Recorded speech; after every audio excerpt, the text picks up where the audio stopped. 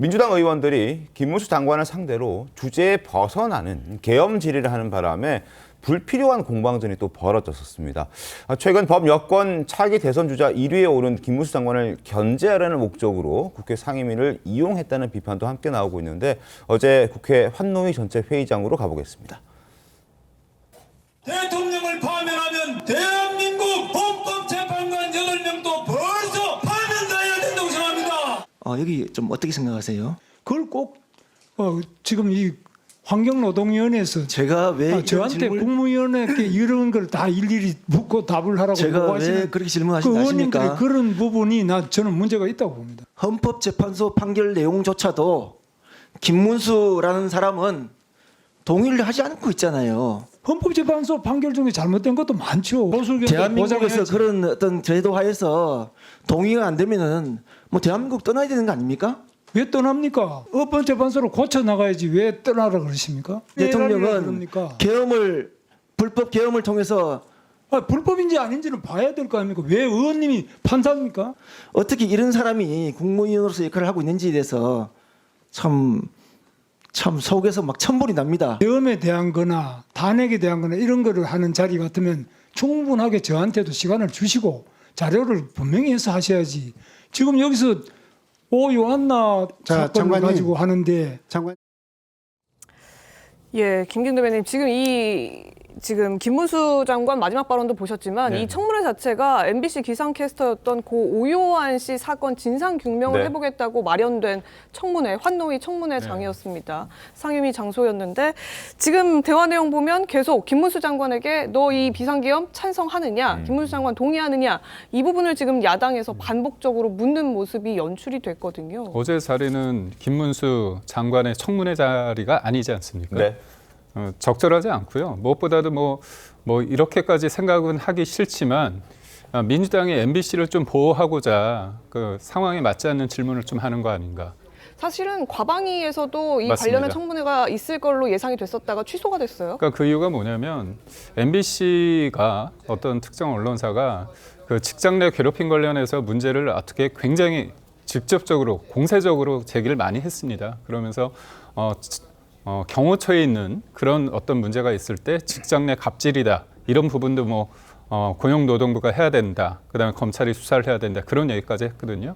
근데 사실 이 문제가 불거졌을 때 MBC가 굉장히 미온적인 태도를 보이면서 국민들의 어떤 공분을 자아낸 면이 있습니다. 그렇기 때문에 이 부분을 민주당도 함께 문제 제기를 해야 되거든요. 근데 논의 자체를 밥상 자체가 바뀐 겁니다. 제가 볼 땐 적절하지 않고 또 하나는 뭐냐면 지금 대통령의 어떤 계엄의 상황에 대해서 그 진실, 그날의 진실을 찾아가는 과정에 있습니다. 근데 민주당은 이미 답을 정해놓고 그거에 맞지 않으면 이거 헌재 재판에 대해서 과정성의 문제점을 제기하거나 이견을 제시하면 내란 선동이다 입틀막 하는 거 아닙니까? 그리고 저도 이제 그 헌재의 결정은 존중해야 됩니다. 네. 하지만 그 과정에 이르는 과정에 있어서 문제점은 누구나 얘기할 수 있고 헌재 재판 결과에 대해서 저도 박근혜 전 대통령의 탄핵에 대해서 존중합니다. 하지만 과연 지금 생각해 보면 과연 박근혜 전 대통령이 탄핵까지 받아야 될 상황이었느냐에 대해서는 전 달리 생각합니다.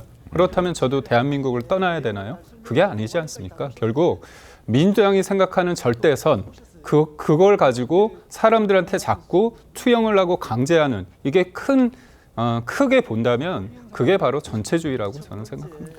알겠습니다. 고 오요한나 씨 사건을 논의하기 위해서 지금 모여있는 자리였는데 김문수 장관에게 너무나 집중되는 그런 마치 청문회장을 방불케 하는 그런 모습에 좀 국민들도 갸우뚱했을 것 같다는 생각도 드는데 민당 측에서는 좀 오요한나 씨에 대한 얘기를 할 때 좀 불편해하는 것 같다는 생각도 듭니다. MBC 청문회 하자는 얘기도 민주당에서는 좀 반대하고 있는 듯한 느낌도 들고요. 아니, 제가 확인해 보니까 그렇지는 않던데요. 그렇지 어제 않습니까? 보수 쪽 후보 1위니까 당연히. 그리고 또 김문수 장관이 이번 비상계엄 관련해서 했던 여러 가지 발언들이 좀 도출적이고 뭐 이렇지 않습니까? 그러니까 장관으로서 직무수행 과정에서 너무 좀 나간 발언들이 있었기 때문에 기왕에 나온 이 상임위에서 그런 부분에 대한 지적이 있었고요. 그 뒤에 오 요한나 씨와 관련된 네. MBC 문제와 관련해서 민주당 여러 의원들이 관련 질의를 했고 프리랜서의 문제, 그것의 어떤 근로감독상의 어떤 나쁜 관행 이런 문제에 지적도 있었고 MBC가 특별 감독을 통해서 사안의 신속한 규명에 대한 요구도 민주당 의원들이 계속했고요. 청문회 관련해서는 기본적으로 이 사안 자체가 명확하게 진상 규명이 되고 재발 방지 대책을 마련해야 된다. MBC가 조사를 통해서 책임 있는 어떤 사람의 어떤 책임 문제가 나온다면 그에 대한 적절한 조치를 취해야 된다는 기본 원칙은 갖고 있지만 MBC 자체를 어떤 공격하기 위한 수단으로 이게 전락되면 오히려 네. 고 요한나 씨의 진상규명의 어떤 본질이 훼손될 위험 때문에 이제 그런 문제 제기에 대해서 청문회를 바로 하는 것이 그런 문제점이 있을 수도 있다라는 입장이었지만 어제 아마 상임위를 통해서 이 문제를 지적하고 청문회 필요성에 대한 공감대나 향후 협의에 대해서도 여야가 어느 정도 입장을 같이 한 걸로 알고 있습니다. 그런데 김 변호사님, 아까도 얘기 나왔지만 과방위가 아닌 환노위에서 이 문제를 다루겠다고 하면서 민주당이 상임위를 연 것은 결국에는 지금 여권의 유력 잠룡으로 거론되고 있는 김문수 장관을 이제 불러놓고 공세를 좀 펼치기 위한 전략이 아니었느냐 이런 해석도 좀 나오는 것 같거든요. 제가 볼 때는 고의적인 의도가 있었다고 봐요. 일단 뭐 요즘 여론조사를 보면 상당히 이제 보수가 이제 김문수 장관을 지지하는 그런 여론조사가 많이 있지 않습니까? 그래서 어떻게 보면 약간 위기감을 느끼고 있고 또 보수가 결집할 가능성도 있기 때문에 네.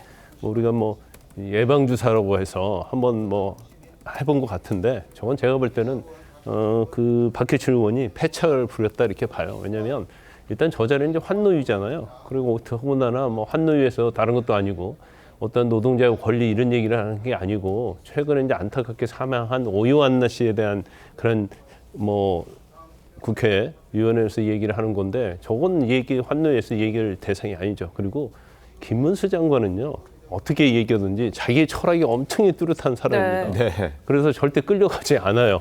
뭐 일부에서 강성 보수다고 해서 비판하는 사람들이 굉장히 많이 있고 저도 뭐 일부 주장에 대해서는 저도 뭐 그렇게 동의하지 않습니다만은 지난번에 누구죠? 서영교 의원이 다 일어나서 인사하라고 할 때 인사하지 않았잖아요. 네. 너무나 어제 어떤 그러한 환노위에서 어떤 김문수 장관의 어떤 태도, 말 이런 것들은 사실 이제 보수층이 오히려 그런 걸 듣고 더 환호할 만한 얘기를 하고 있는 거예요. 그래서 일단 환노위에서 저런 질문을 하는 것도 적절하지 않았고 오히려 저게 더 결집하게 만드는 것이지 견제용으로 쓰서는 안 될 행위를 했다. 저는 그렇게 봅니다.